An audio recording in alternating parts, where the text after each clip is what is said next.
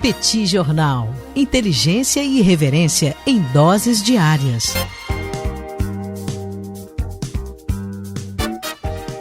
Olá, caríssimos ouvintes do Petit Jornal, caríssimos apoiadores do Petit Jornal. Estamos aqui hoje para mais uma coluna de política internacional e o meu assunto de hoje são as negociações entre os Estados Unidos e o Talibã. Sobretudo com a notícia inusitada de que o presidente dos Estados Unidos pretendia fazer uma reunião secreta com lideranças do Talibã em Camp David. Só para deixar claro, por mais que o Trump em alguns momentos tenha dito que Camp David é um lugar muito chato e que ele não gostava muito de passar o tempo por lá, há toda uma tradição em torno do rancho presidencial. É lá que são negociados os grandes acordos, ou recebidos os grandes aliados do governo dos Estados Unidos.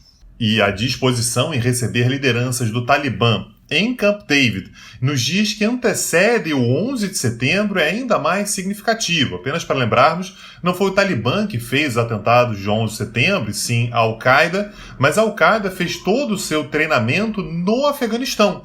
E isso foi possível pelo fato de que havia uma aliança histórica e tradicional entre o Talibã e a Al-Qaeda, o que posiciona, portanto, o Talibã como um dos coautores dos atentados mais importantes da história no dia 11 de setembro de 2001. Ora, depois daqueles atentados, os Estados Unidos iniciaram a chamada Guerra ao Terror durante o governo de George W. Bush, e o seu primeiro alvo, ainda no ano de 2001, foi exatamente o Afeganistão, na tentativa de retirar do poder o Talibã, um grupo que estava no poder desde 1996. Passados 18 anos quase, no entanto, os Estados Unidos não conseguiram retirar o Talibã de uma posição de muita força dentro do Afeganistão e estão, de uma certa forma, desesperados para saírem do Afeganistão, a ponto de abrir negociações até mesmo com o grupo que foi o motivo da sua invasão ao país asiático. Essas negociações, no entanto, não envolvem apenas os Estados Unidos e o Talibã, mas envolvem também um outro ator que às vezes a gente esquece nessa confusão de negociações entre os Estados Unidos e o Talibã, que é o próprio Estado afegão, o que coloca, portanto, na mesa de negociações três grupos, e a suspensão das negociações mostra que, no fim das contas, os três acabaram se frustrando bastante com relação aos seus objetivos iniciais. Os Estados Unidos, para começar, tinham como objetivo primário nessas negociações criar condições possíveis para saírem do Afeganistão. Talvez não sair completamente, mas desmobilizar uma boa parte dos cerca de 14 mil soldados americanos que se mantêm no país do sul da Ásia. Os Estados Unidos pareciam dispostos a engolirem o seu próprio orgulho, sentarem com o Talibã e fazerem concessões.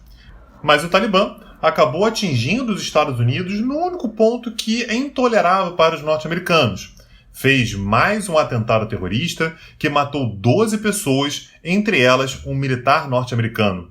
A partir daí, se os Estados Unidos optam por saírem do Afeganistão, será visto internacionalmente como uma derrota, um país que está saindo no momento em que não tolera mais a presença no Afeganistão e a resistência do Talibã.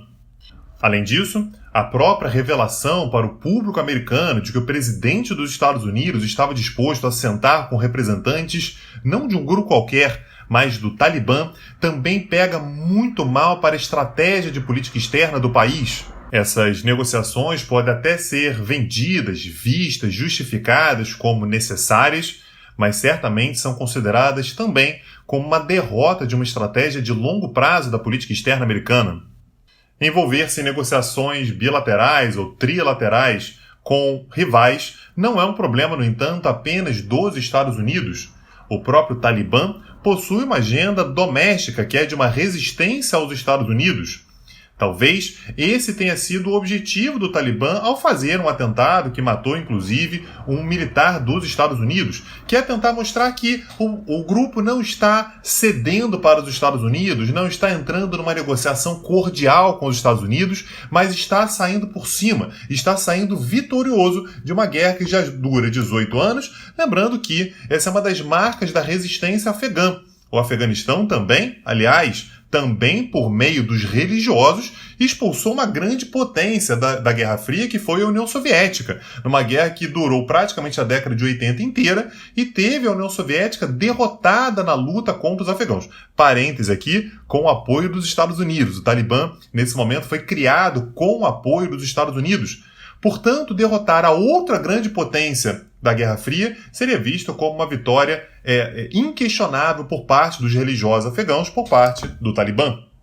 E se a saída norte-americana do Afeganistão seria vista, sim, sem dúvidas, como uma vitória para o Talibã, a permanência norte-americana com tropas desmotivadas e uma estratégia um pouco desesperada no país do sul da Ásia também pode ser visto de uma certa maneira como uma vitória do Talibã. O Talibã vai continuar alimentando a sua base com ataques contra americanos, se posicionando, portanto, no islamismo internacional como uma fonte de resistência contra a grande potência militar, econômica e política do mundo.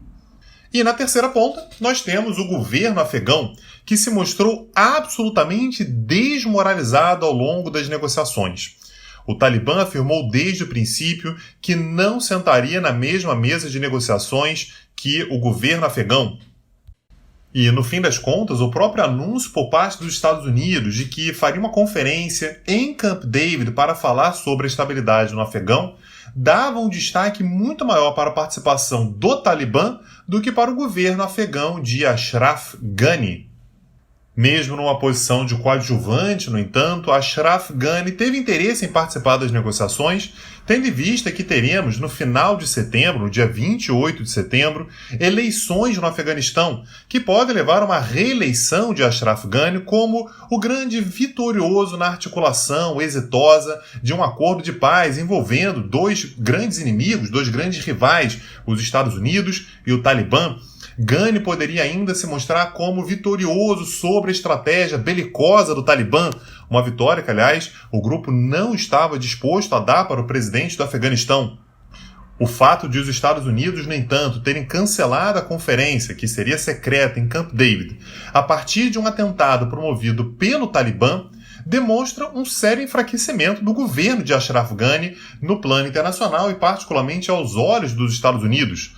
Os norte-americanos sequer consideraram a possibilidade de alguma solução ser buscada entre os dois governos, uma vez que o Talibã controla uma parte significativa do governo afegão, o que já significa, por si só, um certo vexame para a posição do governo afegão.